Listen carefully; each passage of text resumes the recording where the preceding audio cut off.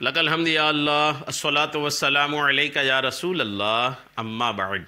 سلسلہ ہے تذکرہ اسلاف کا اس مبارک بابرکت پر از رحمت سلسلے میں ہم اپنے اسلاف کا، اپنے بزرگوں کا ذکر خیر، ان کے یوم ولادت اور عرس کی تاریخوں پر کرنے کی سعادتیں حاصل کرتے ہیں۔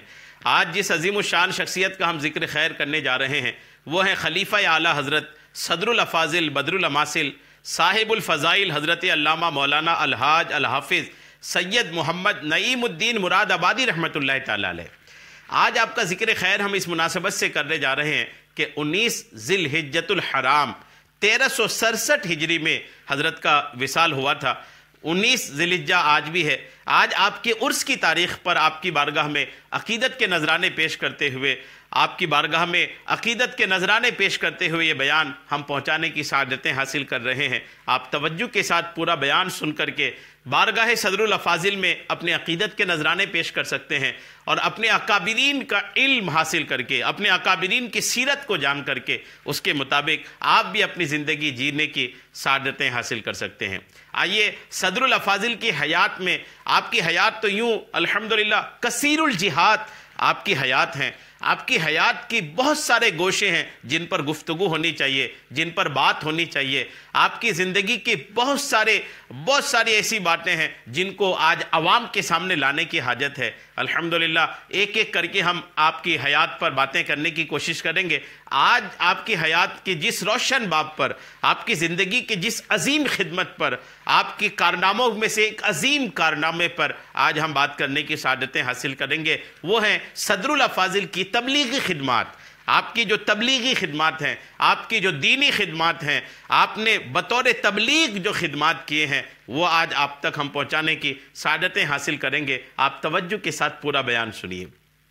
خلیفہ اعلیٰ حضرت صدر الافاضل بدر الاماثل صاحب الفضائل حضرت علامہ مولانا الحاج الحافظ سید محمد نعیم الدین مراد آبادی رحمۃ اللہ علیہ کثیر صفات موصوف شخصیت اور ذو جہاد فرد فرید رجل رشید کا نام ہے، جنہوں نے کثیر میدان میں دینی خدمات کے ذریعے فتوحات کا صحرا اپنے نام کیے ہیں۔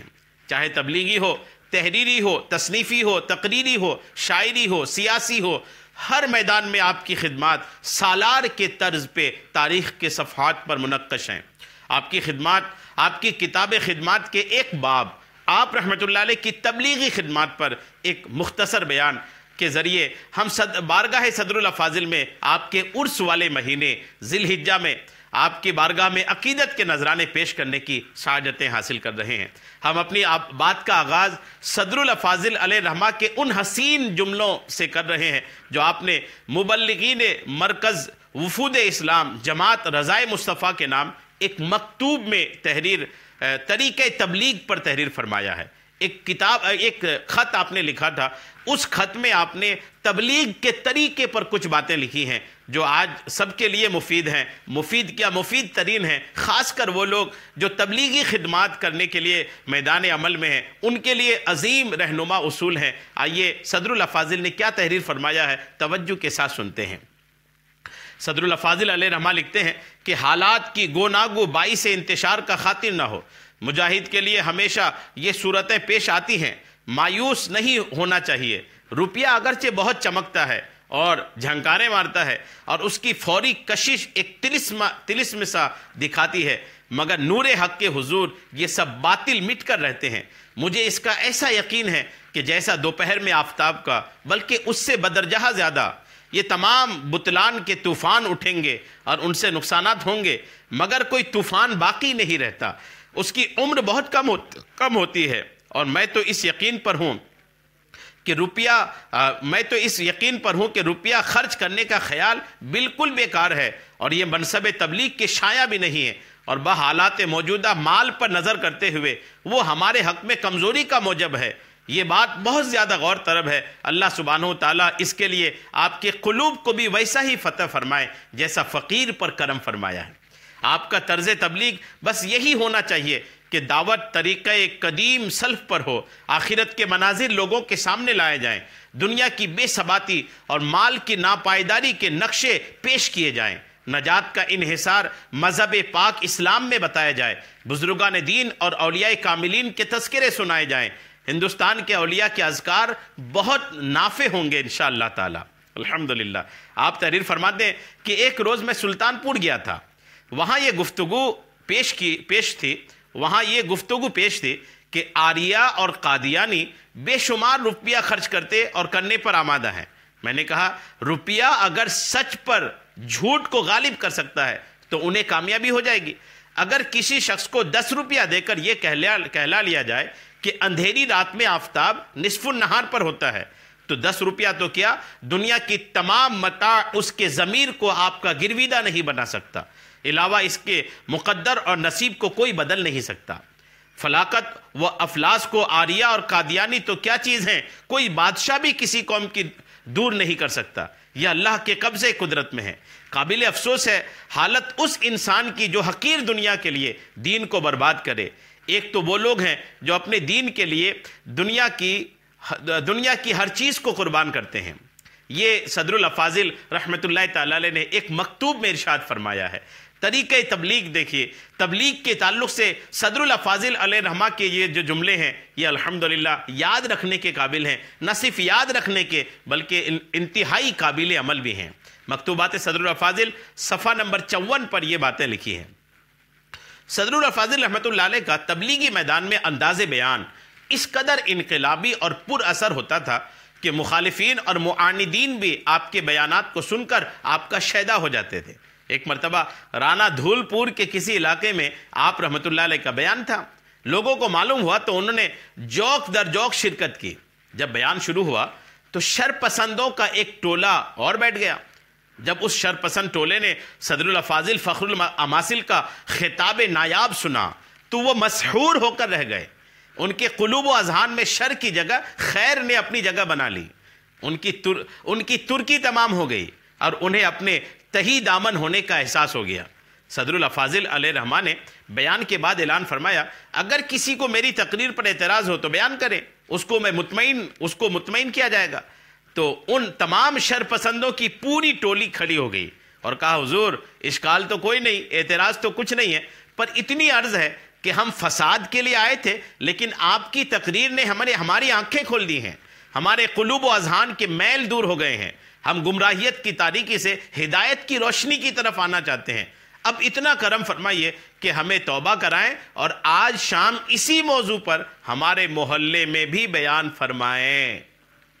غور کیجئے کیا آپ کا تبلیغ کا انداز تھا، بیان میں کون سا سحر کن انداز تھا کہ جو آپ کو پریشان کرنے کے لیے آپ کی محفل میں آ کر بیٹھے تھے، آپ کا بیان سن کر کے وہ آپ کے عاشق، آپ کے چاہنے والے آپ کے گرویدہ ہو گئے۔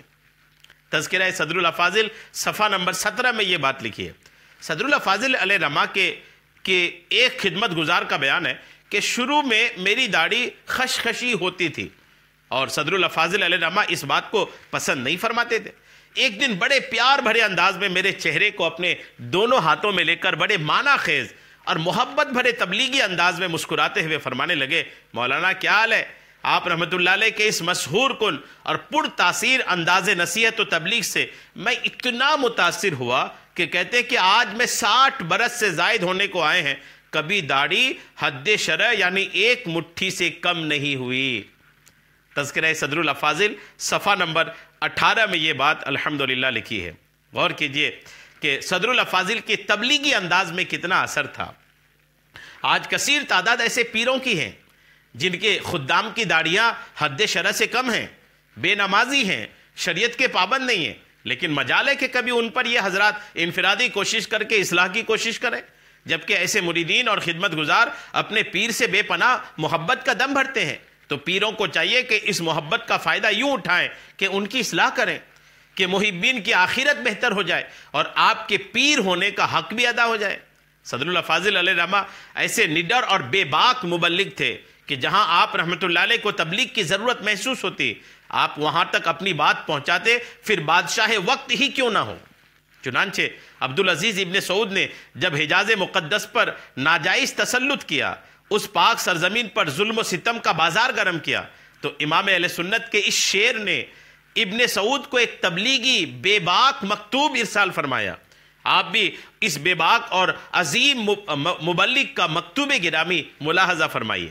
آپ لکھتے ہیں الحمدللہ کفا وسلام علی عباد الذین اصطفیٰ اما بعد، والی نجد کو معلوم ہو کہ مقابر و مساجد کا ڈھانا، مشاہد کی اہانت، مسلمانوں کا قتل اور انہیں لوٹنا اور ان کی تکفیر اور ارض حجاز پر تسلط اور اس میں بادشاہ بن بیٹھنا وغیرہ تمام افعال جن سے تمام عالم اسلام زیر و زبر ہو رہا ہے، شرعاً بالکل ناروا اور ناجائز ہیں۔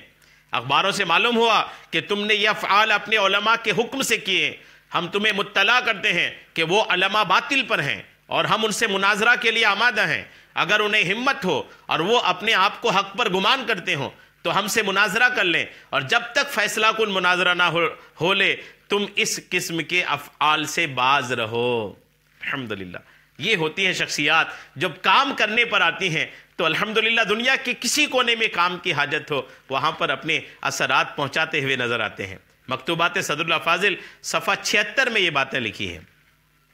آل انڈیا سنی کانفرنس صدر الافاضل علیہ رحمہ کے تبلیغی اور تنظیمی خدمات کا ایک نہایت روشن باب ہے۔ اس کے تحت آپ علیہ رحمہ نے پہلا اجلاس 1343 ہجری مطابق 1925 عیسوی میں مراد آباد میں آل انڈیا سنی کانفرنس قائم کی۔ اس کا بہت شاندار اجلاس ہوا۔ صدہا علماء کرام نے اس میں شرکت فرمائی۔ بعض داخلی وجوہات کی بنا پر کچھ دنوں کے لیے سنی کانفرنس کی تحریک سرد پڑی رہی۔ پھر محبین و ناقدین کی استدعا پر صدر الافاضل نے یہ تحریک کو دوبارہ جلا بخشا، اور اپریل 1946 کے بنارس سنی کانفرنس سے قبل غیر منقسم ہند کے تقریباً ہر بڑے علاقے میں سنی کانفرنس منعقد ہوئی۔ یہ ایسی تبلیغی اور انقلابی تحریک تھی جس نے غیر منقسم ہند کے گوشے گوشے میں اپنی کرنوں کے نور سے کثیر علاقوں کو منور کیا۔ بکھری ہوئی سنیت کو اتحاد کی امید نظر آنے لگی۔ رہنمائی اور لیڈرشپ سے خالی سنیت کو اچانک رہنمائی کے روشن چراغ نظر آنے لگے۔ ملک کے مختلف گوشے میں سنی کانفرنس سے جو لوگ اس تحریک سے وابستہ ہوئے ان کی تعداد بتاتے ہوئے صدر الافاضل فخر الاماثل علیہ رحمہ کے مکتوبات کے مطابق 1 کروڑ سے زائد لوگ ہیں۔ اکیلے آل انڈیا بنارس کانفرنس میں جو تعداد مورخین نے لکھا ہے کہ اس کانفرنس میں 500 مشائخ، 7000 علماء اور 2 لاکھ افراد نے شرکت کیا تھا، جس میں اہل سنت کے تابناک اور روشن مستقبل کے لیے مضبوط کارآمد اور نتیجہ خیز لائحہ عمل تیار کیا گیا۔ اس آل انڈیا سنی کانفرنس کے ناظم اعلیٰ اور روح رہوا حضرت صدر الافاضل علیہ رحمہ ہی تھے۔ الحمدللہ خود صدر الافاضل علیہ رحمہ فرماتے ہیں فتنے روز بروز زیادہ ہوتے گئے اور اہل سنت کا انتشار بڑھتا گیا۔ اغیار کی چیرہ دستیوں سے اہل سنت کا وجود ہی خطرہ میں نظر آنے لگا۔ تو اس پیرانہ سالی اور ضعیفی اور گوناگو امراض کے باوجود میں نے تمام ہندوستان کے اہل سنت کو منظم اور مرتبط کرنے کے لیے پھر سنی کانفرنس کا احیاء کیا۔ بحمداللہ ملک میں ہر طرف سے اہل سنت نے میری صدا پر لبیک فرمائی اور جا بجا سنی کانفرنسیں قائم ہونے لگی۔ اب ان حضرات کو پھر جوش آیا جو پہلے مخالفت کر چکے تھے۔ مقالات صدر الافاضل صفحہ 560۔